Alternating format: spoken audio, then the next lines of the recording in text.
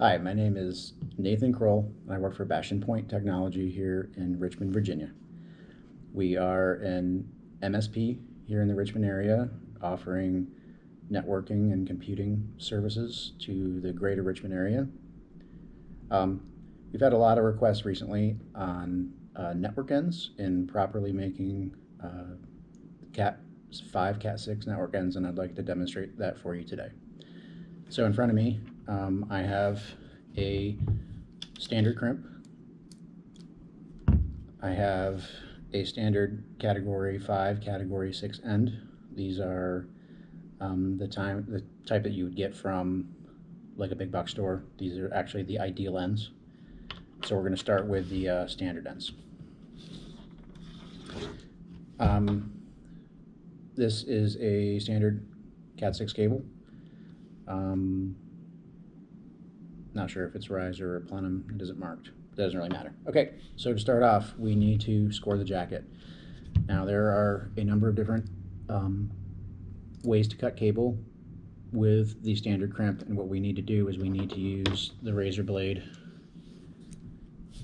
that has the cutout for the cable to score the jacket.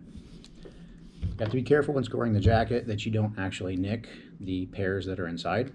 So I'm going to push down and I'm going to give it one twist, so hopefully it stays attached. It doesn't actually separate when I score with one twist, and that's to keep the cable safe. Should be able to twist and pull to get the jacket to separate. What I'm going to do when I'm done is I'm going to carefully inspect around where I've cut to make sure that that cable is not nicked.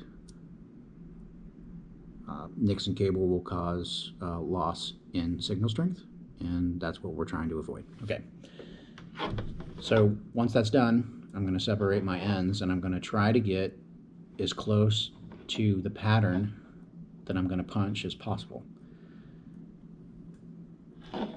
So what I'm going to do is, from my perspective, I'm going to turn it so you can see it. As I look at it, I'm going to do orange, white, orange, green, blue, brown, because that's how I'm going to separate my cables. I know that's reversed to you, but as I turn it back to me, that's how it's going to look, okay? So I'm going to start by untwisting my pairs. You want to get as much twist out of the pairs as possible when making the ends. Removing twist from the pairs is not as important when you are punching panels or punching keystones, but you want to try to get as much twist out as you can when you're making network ends. So just going to quickly untwist each one. Now in this particular cable, the orange white and the orange white, the orange and the orange white are already pretty straight. You can see that the green has more twist in it, so I'm going to use a motion where I'm pulling and pushing down and then pulling and pushing up to try to get as much twist out of that cable as I can. And I may have to do like a side-to-side motion as well, because not all of the twist is going to come out with that motion. And I want you to remember that motion, because we're going to use that again here in a minute when we're trying to get all of these cables to line up to get them into our end. So you can see, as you continue to pass and use that motion up and down, a little bit left to right, you can see that you can start to get the twist, as much twist out of these pairs as you possibly can. And the more twist you get out, the easier it's going to be when you're trying to slide it into the actual end. Brown and brown white are not too bad. Okay, so once I'm pretty close and I'm getting a decent amount of twist, I'm going to line the pairs up as they are going to go into the end. And that is going to be orange, white, orange, green, white, blue,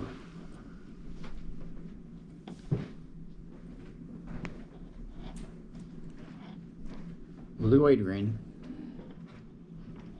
brown, white, brown. Okay. Orange, white, orange, green, white, blue, blue, white, green, brown, white, brown. So I have my pattern, but you can see that these are you know, they're fanned out. They're not really wanting to lay down next to each other. And basically what we have to do is we've got to get all of that into this end, and we have to hit the channels inside of this end as we go in. So the motion that I described a few minutes ago, I'm going to use that motion, but now I'm going to bring all of these over and together as tightly as I can. And you don't be too worried about it if you lose your pattern, you know, for a few moments. What I'm going to do is I'm going to start using that same motion, but I'm going to do that with all the cables at the same time.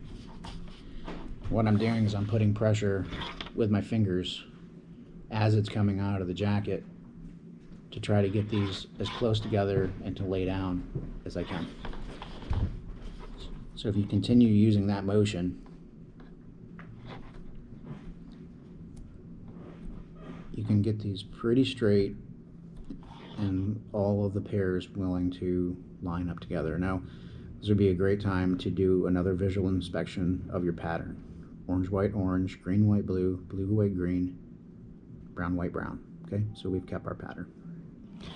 Now, without releasing this, I'm going to use a different cutter on the standard crimp. It's actually on this side. I'm going to flip it so I can show it to you. It's the single blade that comes down and contacts the crimp body. Okay, and what I'm going to do is there's two things you have to consider at this point. You've got these ends that are not perfectly lined up, and you can see that there is still some twist. You can see how these, you know, they kind of want to go off in their own direction at the end. And also I'm considering that is a lot of cable to get into this jacket, and to make a proper end we have to have the outside case of the cable inside the end when we do this. So what we're going to do is we're going to clean those ends up, and we're also going to trim down to an appropriate size to get into this end. So using the cutter that I just showed you, single blade down to the base, I'm going to come down slightly past my fingers, not getting my fingers, and I'm going to make a cut. And as you can see, that's going to clean all of those cables up. Okay. With my other hand, I'm going to take the cable end with the with your tab or your snap side down, and so as I twist it, I'm looking down through the bottom. Okay, so this is how I'm looking at it, with the tab down. And with the tab down, while I'm still gripping this and trying to keep my pattern, now this is going to be hard for you to see, but I'm going to slowly feed this into the end, trying to maintain my pattern and hitting the channels as I go. Let's see if I can show this to you without losing my pattern here. So what's going to happen is those cables are going to go into those channels, and this is also an opportunity to push on the jacket to make sure the jacket goes past the part on the end that's going to crimp down and hold that jacket in place, which is going to maintain the integrity of your cable. Okay. The other thing I'm looking for, I don't know how easy this is to see, but I'm looking and I'm confirming that the brass from the ends of each one of those cables is touching that tip. That's my confirmation that that cable is in as far as it can possibly go. That way I know I'm going to get a good bite when the brass comes down, or the copper rather comes down and scores those each individual pair. And I'm going to visually inspect that too.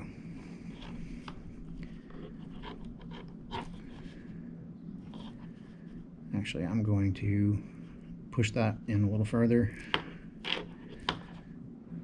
Okay, that's actually better. What I was showing you before was not ideal. Okay, you can see those brass ends now.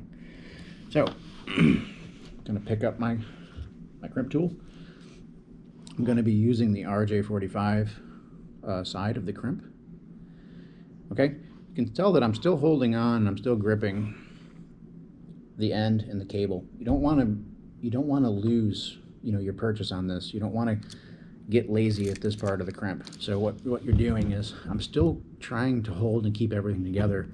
And so when you slide it into your crimp tool, you're actually going to be maintaining that same pressure, pushing on your jacket. You don't have to push hard. You're just maintaining the same pressure so that everything you've, gotten up to this point, you're not losing. And then you're going to make your crimp. Okay. So now, as you can see, the plastic part of the end has now crimped the jacket of the cable. You can see we have a nice, neat pattern. And we've maintained the sequence of the pairs to make a proper end. This would be a good time to visually inspect the end of your cable to make sure that you can still see brass.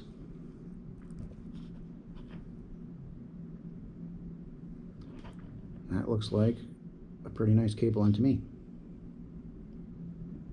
All right, should be good to go. Now you can plug into your patch panel or test or do whatever you need to do. I hope you enjoy watching this video, and I hope you find this useful. Bastion Point Technology is Richmond's premier managed service provider. By providing the best customer experience, we are able to not only retain the best clients, but the best employees to serve them. We are your one-stop shop for hardware, support, security, infrastructure, disaster recovery, business continuity, and so much more. We offer our clients a secure client portal to submit support requests, make online payments, and so much more. Visit our website for more details at www.bastionpoint.com.